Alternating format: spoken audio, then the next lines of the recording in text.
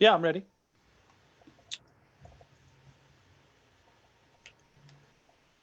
Okay, and we are now live. Hey, everybody, welcome. Hello, welcome to our Facebook Live. Yay, all right. There's no other place in the world we'd rather be right now Exactly, than right here, exactly. right now.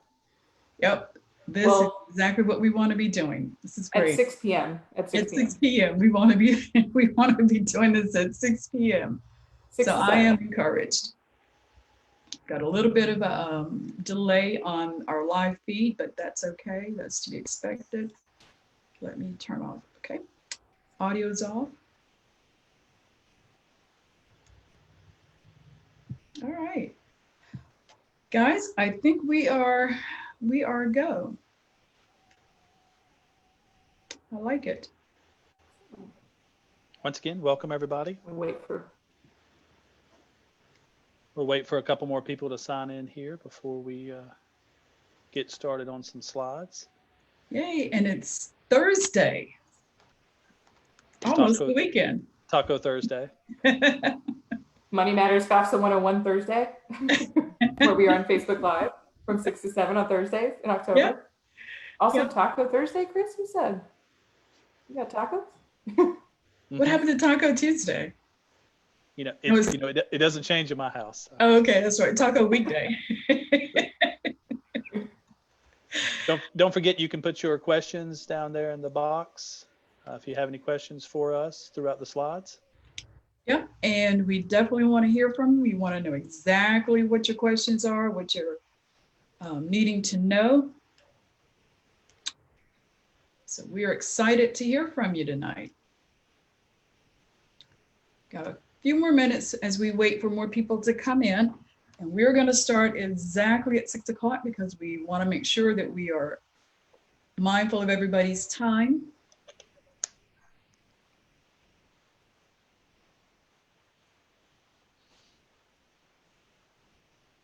Okay, we got a few people in. Really still want this background to look like my office at work. Love that background. University has some. They do. The university has some really cool virtual backgrounds. Yeah, so those are really cool. Fun. Hey, Lauren, what did you win to get that trophy?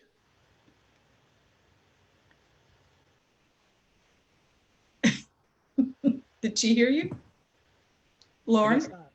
Oh, I must have got a lag. Sorry, what'd you say, Chris? What did you do to win that trophy there? That's not a good time to lag. I'd be like, well. You just got quiet. That thing? Oh. I finished this Facebook Live without technical difficulties. They gave it to me in advance in anticipation of technical difficulties. Interesting. Grace under fire, grace in the face of disaster. Everybody's got to be doing it virtual these days, so whatever it takes. Got to get people file these FAFSAs early. Yep. This is true. This is so true.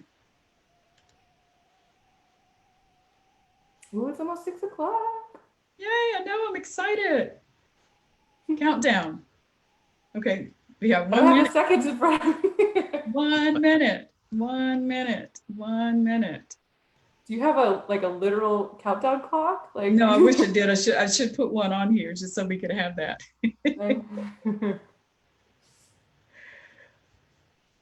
Well, I think we are about ready to go. We're about maybe 30 seconds out.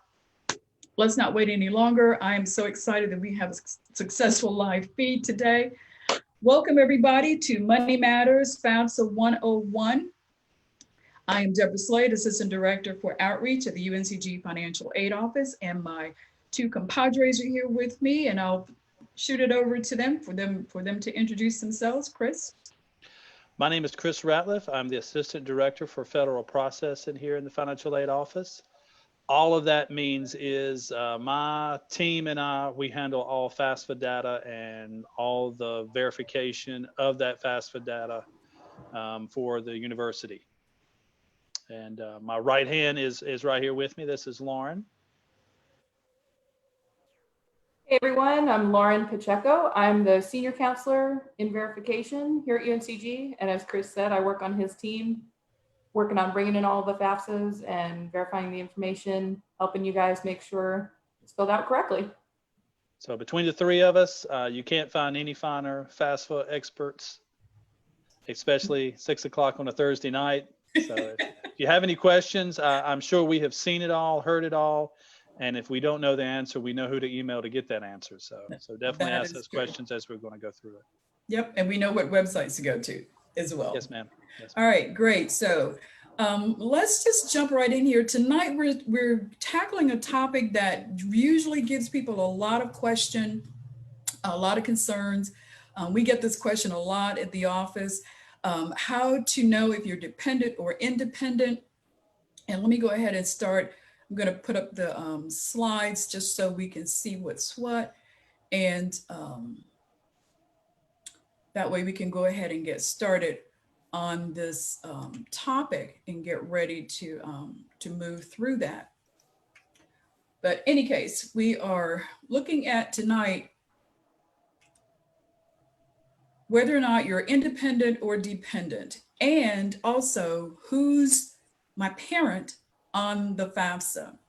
So I'm going to switch out, oops, okay, that's not quite what I wanted you to see. Let's try that one more time.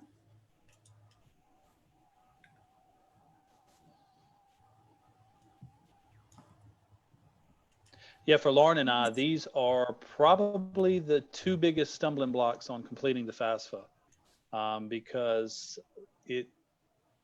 each family does vary quite a bit, and tax information and numbers are straightforward. They are what they are, but there are questions on the FAFSA that are a little vague, and we're hopefully going to clear that up a little bit for you tonight. Yeah, so let's see. That's a little better. That gives you a little bit better angle there. So let's, we're back to, yeah, that's much better. So I'm going to just turn it over to Chris, and I'm going to let him go through these slides, and we'll just take it one by one. And Chris, I'm just going to throw it over to you. Yes, ma'am. Thank you very much. And remember, as we're going through the slides, we're not going to read the slides word for word, as you can see them on your screen and read them. And then as you have questions, you can drop that there in the chat box. So if you'll go ahead and flip to the next slide, which is probably the most important of the slides for this subject. And Lauren, if you want to go through this a little bit for us. Definitely, yes. So that initial topic for us, am I dependent or independent? For the FAFSA, it has its own meaning. So Chris is right. This is important because it's how the Department of Education and how universities use that FAFSA application to back up their definition of dependent and independent. So we know everybody has different family structures, different support systems, and that's understandable, but FAFSA categorizes it based on these questions. So it's really important when you're filling out the application to know what questions they're going to ask, to see, will I have to provide parent information or be dependent, or do I not have to provide parent information? Am I independent? So there's a number of criteria, as you can see on this slide, that they use to define that. As Chris said, these are all on there. They're all very important. And I won't read it word for word, but in this introduction, I will go over each of them in a short amount of time. So as you can see on the photo there, at least it does say independent student. As I mentioned again, that means based on their criteria and your answers that you will not have to provide parent information on that FAFSA, or dependent meaning that you do. So the first one that you'll see up at the top there, will you be 24 or older by January 1 of the school year in which you're applying? So 21, 22, the biggest thing to take away from that is, were you born before January 1, 1998? This past year is 1997. So as the years go on, that's the year that you're turning that age. So a lot of the time you might be told, oh, I'm 24, I'm independent now on the FAFSA, so you always want to look for the birthday question and that date criteria. just because it's not as generalized. You might have a birthday, that lies close to this cutoff or something like that. But January 1, 1998 is the date they're going to ask about for the 21-22 FAFSA. So if you were born before that and you say yes, again, that's an instance where one of your criteria, you said yes, you may be able to proceed without providing that parent data. So we're going to highlight that date throughout the presentation just to make sure that we all remember that this upcoming school year is going to ask if you were born before January 1, 1998. And all of these rules are made through legislation. So you got to think that why is this magic 24-year-old is now you're an independent. They just thought it was a good age. I know a lot of health insurance follows that type of rule and things like that. By no means you can be a completely independent person as a human being when you're 18, 19, 20, all the way up to 24. The FAFSA has to set a date to where it thinks that the majority of people are independent based on their age, and they chose 24. Right. So those ideas of, well, I'm 18, I'm going to have to call it like the legal adult age, and when you move out or when you're working and self-supportive, again, that date is more of what they're going to defer to rather than those other types of personal your actual situation. Yeah. Right. Thanks, Chris. Yeah, that's a great point. So the second one that you'll see up there, are you married or separated? So not legally divorced. So if you are married and you answer yes, again, that's some instance where you would be independent for the FAFSA. That is a question that's asking you as of the day that you're filling out the FAFSA. So sometimes that can be confusing as well. What they're asking about, some income information is from the past, the school year's coming up. So keep in mind that it's asking you currently, are you married, from the time that you're actually being asked that question, doing the FAFSA. So if I get married next week, I would say no to that question. Right. Even though it's coming up, if you're doing that FAFSA. If I got married yesterday. Yeah. Mm-hmm. Right. What if I was 18, not yet 24, I was 18 and married? Then you're married. You can answer yes. And one of those answers to a dependency question is yes. So you would potentially be considered independent if that was an accurate answer on your FAFSA. such a tentative way of answering. So, we do, receive these applications, and if it's flagged for verification, we'll review to see if these fit your, circumstance. In most cases, you're answering that and if you're married or not, hopefully. Please don't get married just to be independent for the FAFSA. That's not a good choice. No, that is not. That's a legal implication that you do not want to get wrapped up in just for financial aid purposes. It's already a big enough endeavor to be enrolling and, continuing your education. So good point. Mm-hmm. In my years in financial aid, I don't think I've experienced that yet. I've never had anybody get married just for FAFSA purposes. What happens a lot of times is wait a while. I'm about now that I've said it. But a lot of people have spring weddings, right? So we're planning on getting married in the spring, but I'm doing my FAFSA now in October, and it's as of the date you file the FAFSA. So you would be considered a dependent student if you're getting married in the spring. So maybe if you are getting married in a couple of months, maybe wait to do your FAFSA then. So just words of advice there. Right. All right. So moving on to the next one. So will you be working on a master's degree or a doctorate? So getting your MBA, PhD, going to med school. Those questions are basically asking, are you going to be a graduate student?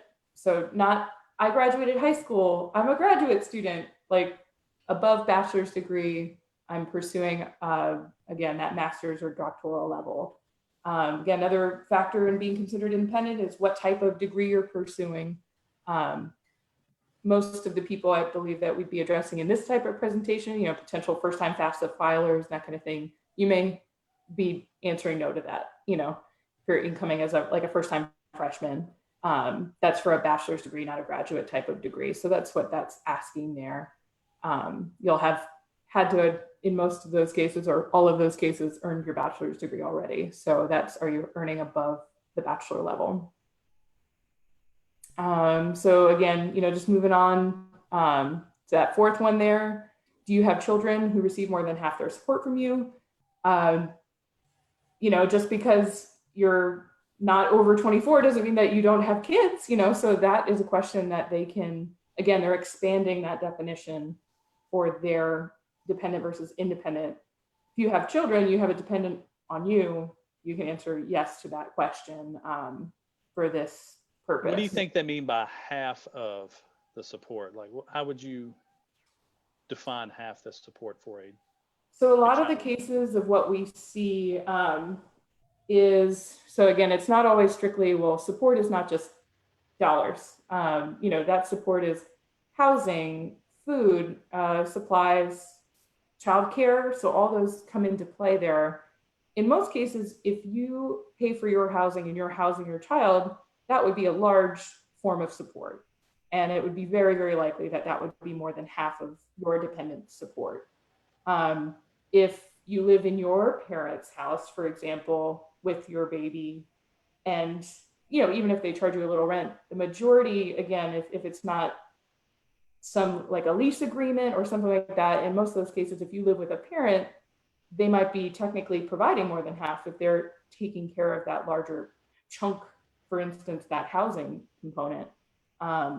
So it's something to think about in terms of the level of support, that they don't always just mean, do you have a child? It's looking at the income support for that child when it comes to the dependency question.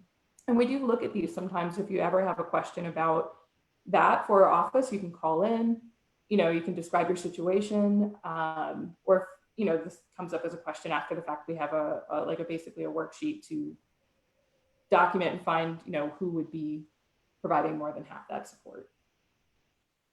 Awesome. All right, so 5 is kind of related to that. So do you have dependents other than your own children, or if you were married and they were financially dependent on you, who live with you and receive more than half their support from you? So again, it's a similar question. If you are working full time and you pay the rent and your elderly parent lives with you, for example, that's not your child, that's not your spouse, but that's somebody who depends on you financially, that you're housing. So it's a related question, pretty much, again, deferring back to that level of support though. Let's see here. So kind of switching gears now into these next questions. Number 6 is, are you currently serving active duty in the U.S. Armed Forces? So this is one that Chris has a lot of experience reviewing. In particular, just active duty is, like many things on the FAFSA, something that they mean particular, to a certain definition, to a certain circumstance. So we see a lot of students who are maybe in the reserves that might answer yes to this question, but they might just be in training, for example. So active duty is particular to being issued an order, a call to active duty. So yeah, we might defining it would be that you have been ordered to an active duty station by a commanding officer or the president, you've been called. So a lot of times reservists who are in training or who do go other places to do things, you have to have a presidential order called to active duty to answer yes to that question. Once again, as I said, these questions are saying, we know that you are doing work for the government, you are helping your country, but they're really defining these dependent independent questions very specifically. As you'll see in the next, I think number 7 is a little bit different, where number 7 is a veteran of the U.S. Armed Forces. So if you're in the regular Army, regular Navy, Marines, you are a veteran, or if you've served, you're a veteran. Where if you are in the Army National Guard or National Guard in any of the other branches, you're not considered a veteran unless you are called to active duty. So that's how those two questions kind of go back to back. Mm-hmm. So I cleared up 2 there for you. So Thank you. And if you have any questions, you would have forms from the military that would state that. And if you ever have any questions for them, I know our financial aid office can review those forms for you. And we also have a Veterans Affairs office here on campus who is at your service for any of those questions and can help you get those documents if needed as well. Right. Yeah, we have a large military affiliated population at UNCG too. So the military affiliated office is right near Spartan Village on campus, I believe. Spring Garden Yeah. Apartments. Yes. Oh, yes. Sorry. I was like, I already misspoke. But yeah, they are so helpful over there, and they can help with a number of, like Chris mentioned, document requests or navigating what these things are called or where you might find them. And they interact with our office fairly often. So that would be a good resource too. So moving through these last few ones, 8, 9, and 10, they are asking specific questions. They deal more so in the dependent versus independent questions of your relationship with your parent or your ability to contact your parent. So number 8, by any time since you turned age 13, so they're only looking at a certain portion, were both of your parents deceased? So that's asking essentially, are you an orphan student? Were you in foster care since that any time since you turned age 13? Or were you a ward or dependent of the court? So we often see situations where we have social services documentation, that might say the date if you were in foster care, or if you, again, are aware that you are not in contact with your parent based on having those other situations. That's, again, something that you might want to call the office on. We can check your documentation to see what your situation is. But in that case, it's, a specific question as to where you were staying since age 13 and the nature of that relation to your parent. And there's usually a document that supports every one of those steps. You notice that it doesn't say anything about custody. A lot of students, whatever situation happens from birth to 18, they may be in custody of a family member or a family friend. And notice it doesn't mention custody at all in there. So if you're in custody or legal custody, you cannot answer yes to that question. You still have to say no to that question. Ward of court, there is a court document stating you are a ward of court, and it has a date stamped. Orphan, that would be a birth certificate and death certificates. And foster care, there's also, you would know what that is, and you would have a letter that supported that as well. So all these things are documented to know whether it's yes or no to that question. Right. And moving to number 9, again, another situation that would be documented. So when they ask, are you an emancipated minor or are you in a legal guardianship? What does emancipated minor mean?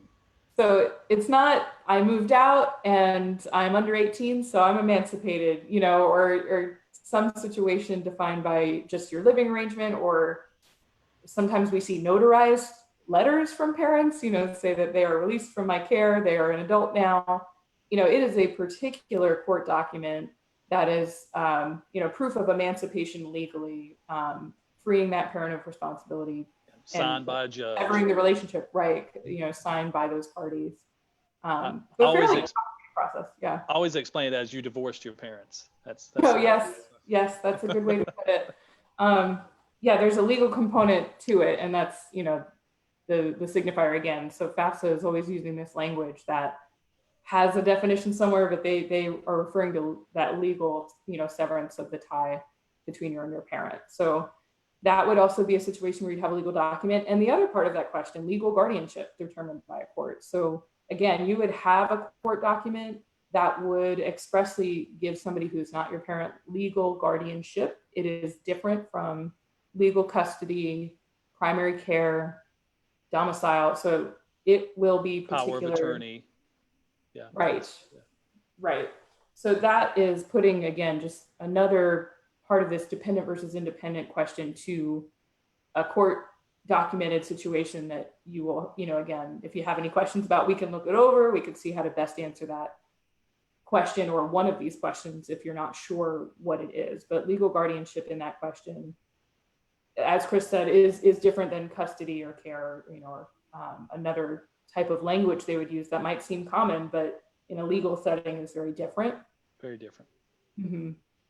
And then number 10, to, again, kind of put it in there, I'm an unaccompanied youth, so somewhat general language here. So this is kind of moving away from court documentation, but if you are homeless or self-supporting and at risk of being homeless, that is an opportunity for you to tell us that and to put that on there. And, with that being your situation, you might have, again, not a legal court determination or something of that nature, but if you don't have stable and regular access to safe housing, maybe couch surfing would be a term, that you really don't have somewhere to default home to, that might be an instance where you would answer yes to one of these questions. This is a more generalized piece of information on the FAFSA. You'll see that there are info bubbles that will help you answer them. And then it will use other examples too, like where there might be a document related to homelessness. Like I have documentation from a shelter that, indicates that I was identified as homeless, by a director of a shelter that's run by Housing and Urban Development, HUD, for example, or that you have actually access to resource like a runaway shelter. So, some actual document might be something that you would have for this too. It's just not always the case. So the FAFSA will provide even more detail on all of these about what you might have in terms of answering yes or no to these questions. Lauren, could you and Chris talk a little bit about the McKinney-Vento liaison that might be available to help high schoolers with this situation? Because that's something that typically comes up. So, yeah. Sure. There's a lot of times high school counselors can identify students in their high school who are in this situation, either are homeless or at risk of being homeless. And by that determination, by a homeless liaison for that county school district, opens up a lot of resources for the student. Mm-hmm. In the past, there's been a lot of lobbying from a great group who does not want to lose our student population that isn't 24 and married, but is homeless from getting an education. So they have really lobbied to get this added to the FAFSA as a dependency question, so it's not a hindrance of the student attending school. Also, if you're determined by these other agencies like the McKinney-Vento or HUD, that you've already had to prove to someone else that you fall in these categories. So if you do answer yes to those questions, like the McKinney-Vento, as Deborah's mentioning, that you would have a letter from the high school where that determination was made. You would have already heard this before, as you would have been involved in that situation. So yeah, that is probably the most common document we get for that number 10 there from high school students is the McKinney-Vento letter from the high school. And if you've heard that term and don't have that letter, you would just contact the school. They have record of that letter. Thanks for reminding me of that, Deborah. That's a big source of the answer to that question. So I really appreciate that. All right, maybe some general conversations about this slide and dependent or independent from the FAFSA is no one fits in this box exactly. FAFSA was trying its best to figure out what you and your family can afford to pay for college. So it has to generalize this formula to meet the majority of people. The way I've explained it to parents before is like FAFSA was trying to sell you a jacket and it only comes in one size. So for some people, it's going to be too big. Some people, it's going to be too small, but they're just trying to hit it in the middle somewhere. So this is the best they can come up to determine whether you're independent or dependent for you paying for college or using federal funds to help pay for college. And that's all it is. You can absolutely be a dependent person. You can be living on your own, paying your own bills. But you notice none of that is the questions that they're asking you here. It doesn't say, do you live on your own? Do you support yourself? Nowhere on those questions does it say that. So I do understand, like, hey, you know what? When I turn 21, I have a job. I'm on my own. I don't live with my parents. My parents don't pay my rent. They don't pay my bills, and now I have to go ask them for their tax information and put their information on the FAFSA. Yeah, that's correct. Based on these rules, yes. So unless you can answer yes to one of these questions and being able to back it up, you're going to say no. And then you can say, if you've answered no to all of these questions, so that means you only have to answer yes to one of those 10, not all the 10. I'm glad you brought that up. Yes, absolutely. No to all. And the FAFSA skip logic is once you answer yes, it'll just move on. So you may not see all of these questions on the FAFSA, but majority of high school students coming into a university is going to answer no to these questions. And then if you have to answer no to all those questions, then you may be considered a dependent student for the FAFSA purposes, and you'll need your financial information from your parent and some more information from your parent, as well as your parent's signature on this FAFSA. That's why it's so important too to check your student aid report after you've completed the FAFSA. So if you answer yes to one of those accidentally or something, you can work to correct that on the FAFSA, or the school can help you correct that.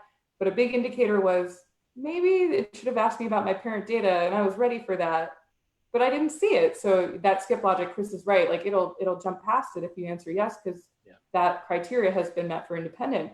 So that's one thing to make sure that you're really paying attention to those questions, because you might assume that you don't need that parent data, but if you accidentally click yes on one when you had meant no, it can change the application quite a bit. So always check the end result, the student aid report of the FAFSA you did. And where I've seen this the most, Lauren, is the parent is completing the FAFSA for the student.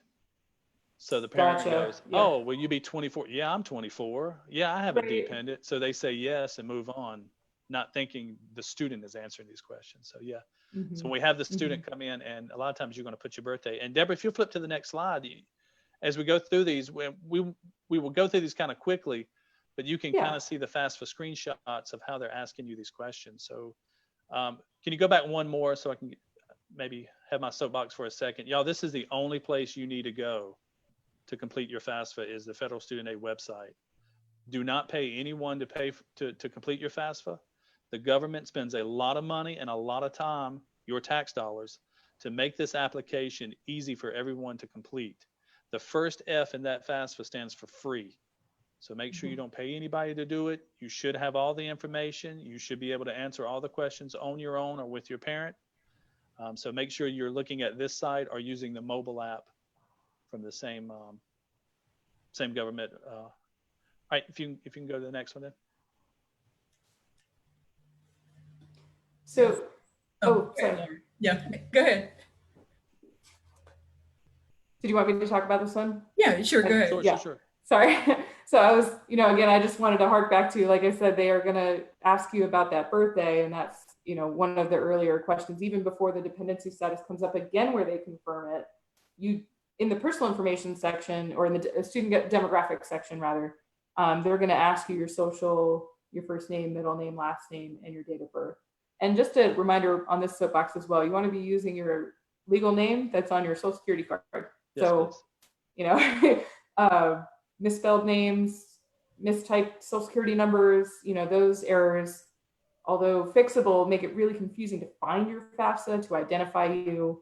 The school will get the record. It might not know who to tie it to if any of those are incorrect, or it might not match to the Social Security Administration. So just a really important thing, everybody's used to putting their name and social on a government application, but it's really important, especially if you're applying with multiple schools and sending this FAFSA out. So you really want to make sure these basics are without typos if you can, and not using nicknames or something like that. And again, this is the student's application. Like Chris mentioned, parents might be helping you fill it out. Their information might be required if you're dependent, but when you're filling out this portion, it's specific to the student's financial aid application. But yeah, that's the date of birth right off the bat.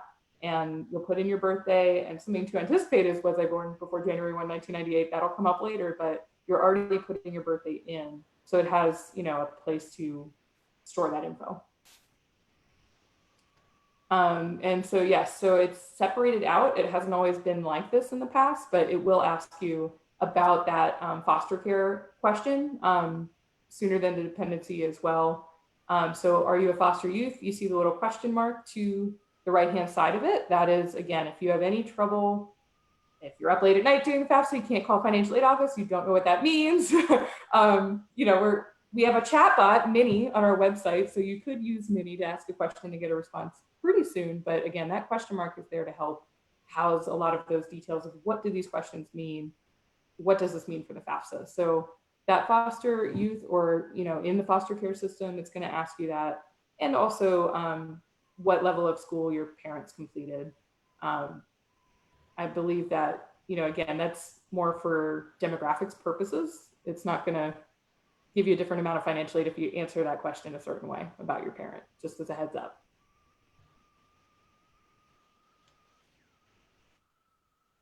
So yes, so marital status, again, it's asking about your marital status. So we've gotten to the dependency status questions. It's going to ask if you are single. And again, this is current to the time you're doing the application. Are you single? Are you married? Are you legally married but separated? Am I divorced? Those questions are there. So as you can see, our example says I am single. So again, that would be technically, no, I'm not married. But again, it wants you to put your actual status to be very clear about that. And then it asks you those questions again that we ran through. Do you have children? And they're asking about that level of support that you provide for a child, again, if that's coming to mind, or other legal dependents as well. And if you answer yes to one of these questions or kick off that yes, you won't see the rest of these questions. This is just going through with all the no's. Right. And There it you can see lets there. a lot of them, yes, it has check if it's correct to you. If you have that none of above, you want to read through these carefully. You always want to make sure you're reading through what you're answering. But again, the active duty veteran, orphan, foster care, legal guardianship, emancipated minor, those types of questions they've put through, and you can just check none of the above if you're sure that's not your situation. And once again, we just want to reiterate that we know parents are helping students complete this application, but these are the students' questions. So just remember that. Again, as Chris mentioned, sometimes it's so easy for parents to, and you want to help out, yeah. but then you forget, oh, wait, yes, I'm a veteran. Check yes, and you move Yeah, on. but that's actually should be for the student at that point. So just remember Look that. at all the money that FAFSA spends. How many times does it say student additional dependency questions in the dependency status tab, student information? I mean, they keep student. drilling that down to say, Mm-hmm. I'm serious, they spend a lot of time on this, y'all. They do. And it's still not perfect, but. And then there's the homeless questions there as you're going through. And as you're answering that, it'll dig a little bit deeper, as Lauren says, asking you the different types of homelessness that you can be. Once again, there's the question mark. If you have any questions about it, you can always click on that question mark and the pop-up box will pop up. Mm-hmm.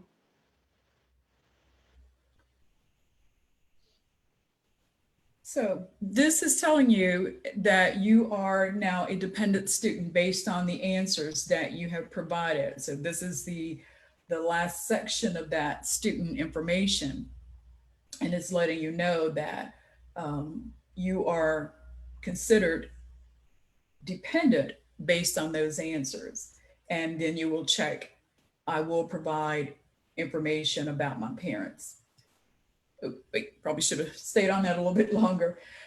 So you will submit information about your parents on the FAFSA. Yeah.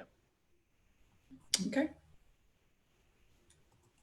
So this is going through, if you are an independent student, and remember Chris talked about the skip logic, in that depending on your answer to certain questions, you may or may not be presented with other questions.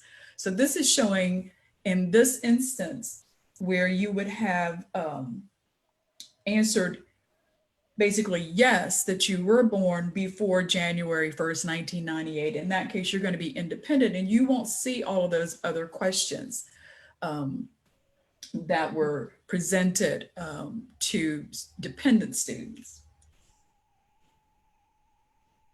Yeah, an odd fact that the federal government's trying to do is they're trying to actively lower the time it takes for you to do this application. So yes, in the past, as Deborah knows, in the past they used to go through, remember Deborah, and they would have to answer every question on the FAFSA, whether it was yes or no. And the FAFSA may take, I don't know, an hour.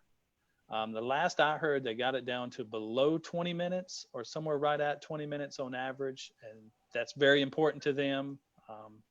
So that's why the skip logic comes in there. So if you feel like, wait a minute, I didn't get asked that question, or I didn't see that box, or that box, I can't click in it, it's because you've already answered something previously that's not allowing you to do that. Right, and so independent students are typically not required to provide parent information.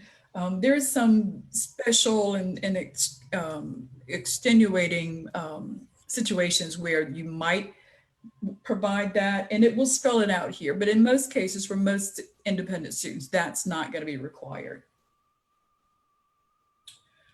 If I can note one more thing before we move on, Sure. Sure. It will ask if you'd like to provide parent data, even if you're not required to as an independent student. And that can be a little confusing. Again, that's just for demographics purposes. If you get asked that question, you want to see if it's called you dependent or independent based on your answers, but you can choose to provide information. Some students might be confused by that. And again, I believe they're just using that for demographic purposes. If you I do too. It does not affect your calculation of your expected family contribution. So. Right. So the dependent versus independent questions are important. And again, even if you get asked that as an independent student, it's your choice whether you want to provide that or not. Okay, so this is probably the biggest puzzler that comes up. The reason Lauren and I have jobs is because of this question right here. Now, I joke because in the financial aid world, this is probably the biggest stumbling block, other than the dependency questions, which are, you know, in a sense, it is or it isn't. But a lot of times, your parent situation or the parent-owned FAFSA is one of the hardest to answer. Now, I know from my experience that this is completely normal because family dynamics are from every extreme, you know, as far to the left, as far to the right of each extreme of your family or your home situation. Remember, the FAFSA was trying to get you to fit in that one size jacket, and we know that not everybody does. But there is a logical answer to try to fit everybody in there, yes or no. So FAFSA came up with this beautiful flow chart that, if you believe it or not, this flow chart sits on Lauren and I's desk. I mean, where we can pull it out. I check for a new one every year. And we walk our way through it. We have a specific form that helps us answer this question. And it probably, in the verification of your FAFSA, or your FAFSA being selected for verification, it's based on how you answer these questions most likely. So a little bit of my soapbox tonight. I'll go through this, and maybe Lauren and I will do some scenarios that we normally see, and how we deal with those scenarios as well. So you can see the flow chart. So who's the parent on the FAFSA? So boiling this down, is the parent on your FAFSA should be a biological parent or a parent that has adopted you. Adoption is a legal binding thing, and a biological parent are the parents that are on your birth certificate. You may be raised by your grandmother. You may be raised by your aunt. We have students who are raised by family friends. Those are not the parents on your FAFSA. They may be your parents they support you, they raised you, you know, you were like a child to them, but according to FAFSA, these are the only people who can be parents on your FAFSA: adopted parent and biological parent. This is not a step parent. A step parent is not an adopted parent, and a step parent is not a biological parent. If your biological parent is married with a step parent, then both of their informations will be on the FAFSA. And I'll go through that in just a second here. But right off the bat, don't put grandma, don't put your great aunt, don't put the family that raised you. Those are special circumstances that we can review at a different time. But according to the FAFSA, it is a biological parent or adopted parent.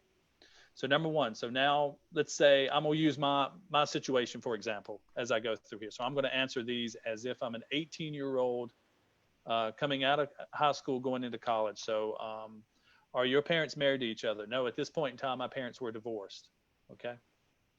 So I'm going to say no to that. Do your parents live together? No, they do not. So trick to that is, I'll come back to that in a minute. But, you know, your parents can be divorced. Your parents could never be married and live together. So you're answering yes or no to this question. So first off, are your parents married to each other? No, my parents were divorced. Do my parents live with each other?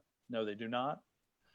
Did you live with one parent more than the other over the past 12 months? That 12 months starts as the day you're completing this FAFSA. Yes, I lived with my mom. I never lived with my dad. So I would say yes. Report information on the FAFSA for that parent you lived with more. That's my mom. So I'm putting my mom on the FAFSA. So let's say, no, I am now 22 years old, Chris, trying to fill out this FAFSA. I did not live with my parents at that point in time. So were your parents married to each other? No. Did your parents live together? No.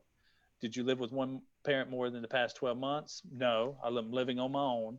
So now it says report information on the FAFSA for the parent who provided more financial support over the past 12 months or in the last year you received support. That goes back to my mom. So here I am, 21, 22 years old. I have to put my mom on the FAFSA. All right, so I'll go through some other scenarios, and then we can also run through some other things as well. So are your parents married? Are your parents married? No. It's really asking, is your parent married that should be on the FAFSA? So yes, my parents are divorced. My mom never remarried, but let's say she did. So I would be answering yes to that information there. So when I go to the part down here where it says, do you live with one parent more than the other? And let's say my mom has remarried and I say yes to that. That's the parent I'm going to put on the FAFSA. And then it goes, oh, by the way, has that parent remarried? So now here's where my stepdad comes into play.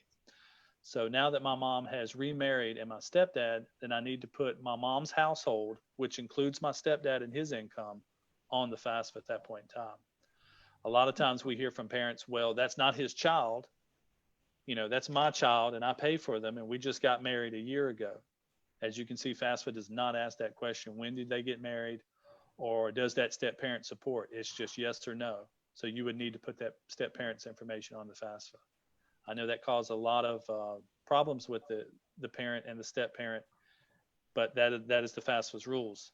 The stumbling blocks we normally get out of that, and Lauren can attest to this as well, is the parent asks that information and always relates this information to the biological parents. That is very true. Yes. So are your parents married to each other? No, my mom and dad were divorced.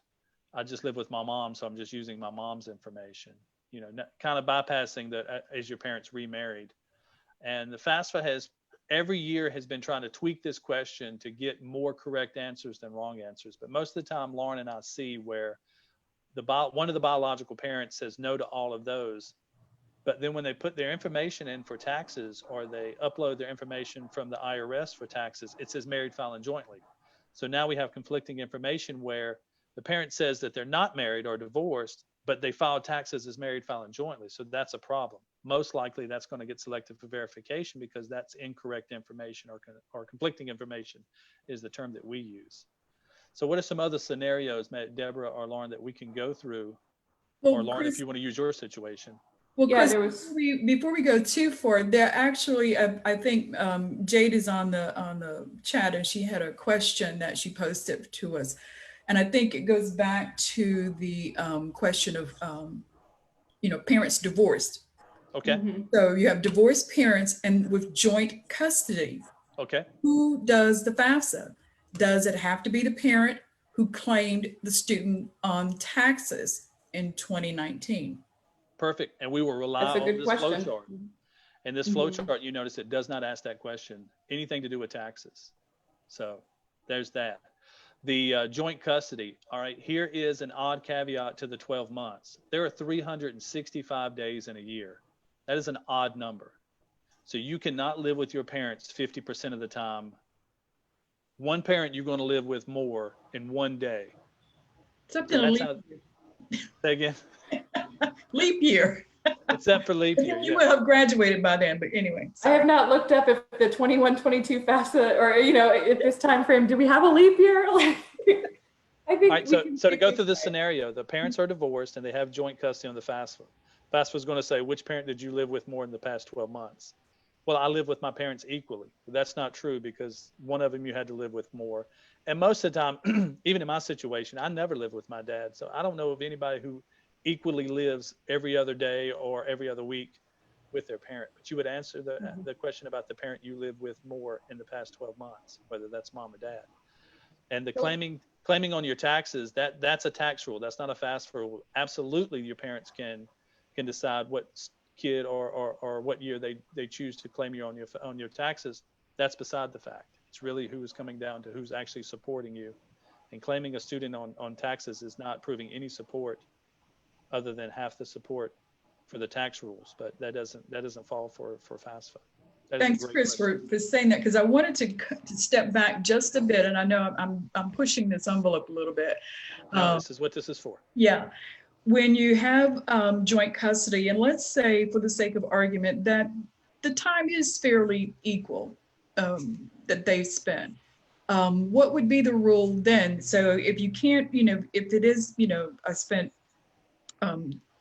exactly half of the year with with my mom and with my dad. So who would be the appropriate parent at that point to list on the FAFSA? And I have a reason for asking this. All right, personally or professionally, it's not personally. Professionally, I would say no. You've lived with one more than the other. If you wanted to push that argument, I would then default to who supported you more between those two parents. Right. And that's what I wanted to get at, because it's not, and you made the point about support not being typically demonstrated or verified by the tax return, who claims who on the tax return, because we know that there are all kinds of situations where families, the agreement has been that each parent will claim the child in alternate tax years. Mhm.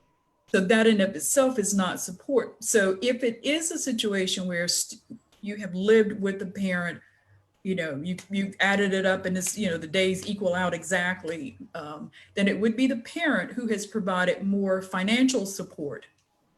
Yes. Yes. And And the we'll court continue document to will say provide. joint custody. I mean, the court document will say joint custody, but that may Right. not be the reality of the situation. Exactly. Yeah. Also, we run into where, for example, my dad paid child support. Now, the child support was not enough. I would think if you did the checks and balances, the child support was not enough to show that he supported me more than my mom did as I lived in her house. I mean, he was just paying whatever, the court ordered for him to pay. And even then, the court orders him to pay doesn't mean he actually pays, too, in that situation. So, and it's a lot of slippery slopes here to figure out this parent information. As we said before, Lauren and I, this is probably a lot of our reviews are trying to figure out the answer to this question. Lauren, do you want to say something? Oh, yes. So, just to come back to that, I did just want to kind of reiterate that too. Like, if you're not sure who you live with more, and deferring to that support question, again, think of that in terms of this is leading up to the time of you doing the FAFSA too. So if you reach out to the school because you anticipate your situation changing, we can try to help you determine who to use on the FAFSA or who you're using now. It's not impossible that these things change, like how Deborah mentioned, switching back and forth for claiming, the person as dependent on taxes. And again, this chart doesn't mention that. The FAFSA doesn't look at who claims you on their taxes. They're using that as an income background piece of information. But it's absolutely true that, again, if you're not fitting in a box every time, it's not going to be something that could never change, which parent you lived with more, or which parent, if you lived equally, supported you more. But if you have ever, questions about that, to reach out to us, or if you anticipate a change, that's another reason to reach out to us as well. If you're a continuing student, just to say, well, last year I know I used dad, but this year I moved in with mom, or I stayed with mom way more on breaks because she lives closer. That could be a reason to reach out to the school as well in preparation of doing that next FAFSA, just to give us a heads up if there's changes between years, or if somebody gets married or things are changing. Just this is not something that is always the same from year to year to year, and we understand that. To kind of wrap this up a little bit, another scenario that we have to address is a lot of times the parents will make an agreement between themselves or even in court that the other parent is responsible for paying for college.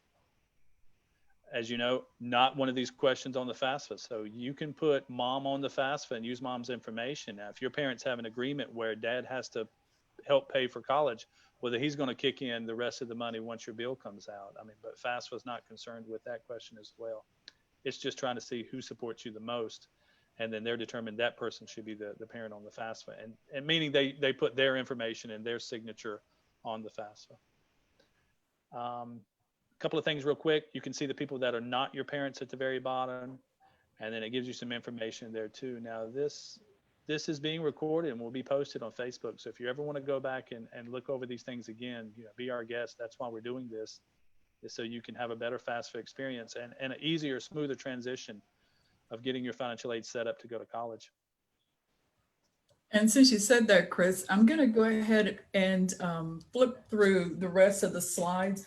Okay. We won't read we won't read all the slides, but we just want those posted and included in the video. So if you do want to come back and review this, at your leisure, and you can stop and look at it, if you want to freeze the screen or whatever, so that you'll know exactly what the questions are, or what the definitions of parents are as it relates to the FAFSA. Remember, this is as it relates to the FAFSA, okay? All right. So again, we're not going to read all of these to you. We're just going to flip through them just so you have an idea of what the questions look like, what the definitions are. And again, going back to that divorced or separated parent scenario, excuse me, we want to make sure that you do understand how the FAFSA the questions relate to how you're supposed to answer that to relate to your family situation. And us being a small state school here in North Carolina, I mean, we have a student who fits every one of these criterias. So we see it all. I can imagine, larger schools, it would just be multiplied for the number of people. But we have a student who fits every one of these criterias. Yeah, so a lot of times, I mean, and some of these, as Chris said, we do have people who fit these. They may seem a little different, out of the norm, and that is true. But the reason why they are being addressed in the FAFSA is because all of these different scenarios do exist. We know that there's so many different configurations of families as we go, as we look at the FAFSA application, just look at family situations, period. So there are lots of different configurations. So we just want to make sure that you have good information, that you're able to make a determination. As Lauren said, any of these things that cause you to question or you're confused about it, please make sure that you ask us about that so we can help you through that. Now, this last slide that we just stopped on, special circumstances. What if I'm unable to provide parent information? So Chris and Lauren, can you talk a little bit about that, just so that people have an idea of how best to approach that situation? Because again, that can be complicated and confusing. Yeah, we just had one recently about the incarceration. All right, I'll give you my advice if you're coming to me with these questions, that if your parent's incarcerated, first thing is they have access to the internet in jail. They'll be able to do the FAFSA and sign the FAFSA in jail. So being incarcerated is not an automatic, you're independent or, you can't get parents' information. That being said, the reason that this parent may be incarcerated may affect that, where some people are not allowed any access to anything, or whatever.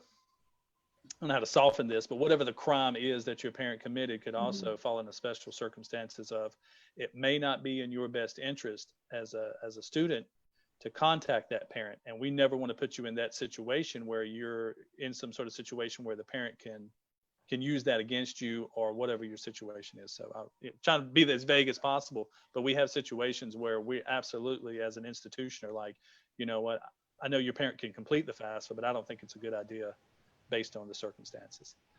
You left home due to an abusive family environment. I do always want to add this in there, that abuse is not always physical, can be verbal.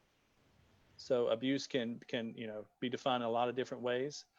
If this is the case, I know this is personal. I know this is family business, but your financial aid office will probably need to know this stuff to know how to navigate the FAFSA and your situation to set up for financial aid. Once again, we don't want to put you in a situation where your family and you are at odds for using this information. And I guess what I mean by that is we have some students who ask their parents for information, and the parents will use that to blackmail them, or I'll give you my information if you give me some money, or there's all kinds of circumstances. I don't want to be too specific there. I'll get to the question in the chat here in just a second. I'll wrap up the bullet points. You do not know where your parents are, or they're unable to contact them, and you've not been adopted. This is probably the most common reasons to complete a dependency override, which is, I'd love to put my mom on the FAFSA, but I have no idea where my mom is. I can't call her. I don't know where she lives. I haven't seen her since I was 5 years old. I've been living with my maternal grandmother all of that time. Definitely need to let the financial aid office know of whatever school you're going to be attending. As I said, again, I know this is personal information, but this is what they're there for, to help you navigate that FAFSA application. 21 years old, not 24, unaccompanied or homeless, or self-supporting at risk of being homeless. Lauren said that the key word here that a lot of people use is couch surfing. This means that I'm living with someone, or I'm living in a situation where this person can kick me out at any point in time. They have no responsibility for me. I'm sleeping in my uncle's couch. My uncle could come in tomorrow and be like, you know what, you got to go. So yeah, I'm living in a house now, but at any point in time, I'm at risk of being homeless. Definitely let the financial aid office know about that situation as well. All right, to get to the question here, as long as I'll read it out loud before I answer it.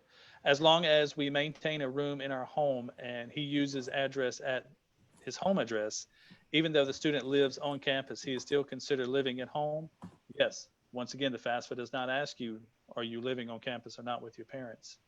If the school shut down tomorrow, that student will most likely go back to the parent's home. So I would say you would use the parent on record, or that you can answer the questions about the parental information about, even if they are living on campus. And just a note on that too, it's one of those instances where it's not always, determining which parent to use. Like, this could be you live or you have a room in your biological parent's household. But again, remember that self-supporting does not mean I live out of my home or out of, at my parents' home, for example. So that question does matter in determining who to use and, what that I live with this person more, in the past 12 months question is. But again, those specific dependency questions at the beginning are what they're referring to in determining whether you're using that parent information or not. So I know we've dived pretty deep into it, but just to remember that as well, just if they're living on campus, they might still require that parent information. Use that flow chart. Deborah, is there some other slides you'd like to go over? We're getting pretty close to time here. Yeah, we are. We're just about wrapping it up. And again, this is still going into that whole area of what if I'm unable to provide parent information. There is an option on the FAFSA to select that, not to provide parent information, but be aware that your application would not process. There will be no, you would not be able to be considered for the need-based funds, for grants, scholarships, and that kind of thing. The best option in that situation would be unsubsidized student loans. But in any case, we're still going to ask for information about the situation that you've indicated that you're encountering. Again, we just want to make sure that you're making the best decision, because in many cases, sometimes people think, well, if I'm independent, I'll get more aid or I'll have more options. And that's not always the case. And it could be a situation where parents refuse to provide their information. We hope that that's not the case, and we hope that's rare indeed. But even in those situations, that's not an automatic, I'm independent. So again, if that is the case, you'll be required to provide information that, or a document from your parent that says, I'm not providing the information. And even if that is what happens, unfortunately, you still would only be able to get the unsubsidized student loan. So we just want to make that clear that that's, some people may think, oh, this is a quick way for me to get around this. It's not. It's not to your benefit to do that. That loan is not going to pay your bill at all. No, not at all. So, yeah. I mean, financial aid in itself doesn't pay the bill all the way, even in, the best circumstances.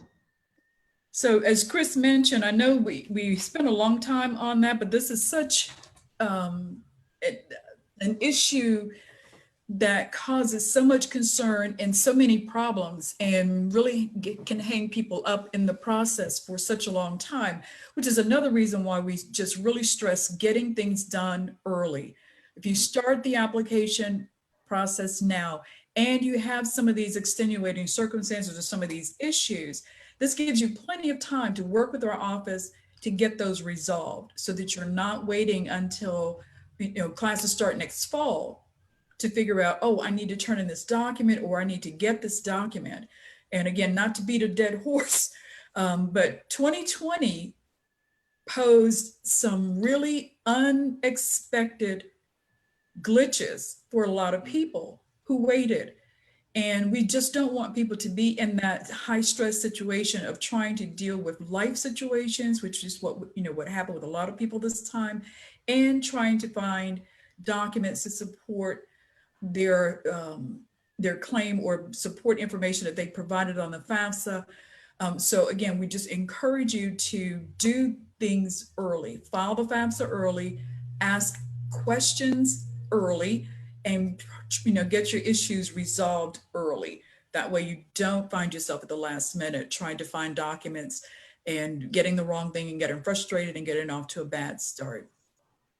Right, that's so right, because, like Deborah said, you might be relying on some of these special circumstances, for example, to get a document from the IRS or a document from the Office of Vital Records in some of these cases, which all have different delays in different states. So, as she said, very important to think about this stuff as you prepare. The Financial Aid Office's busiest time of the year is during the summer.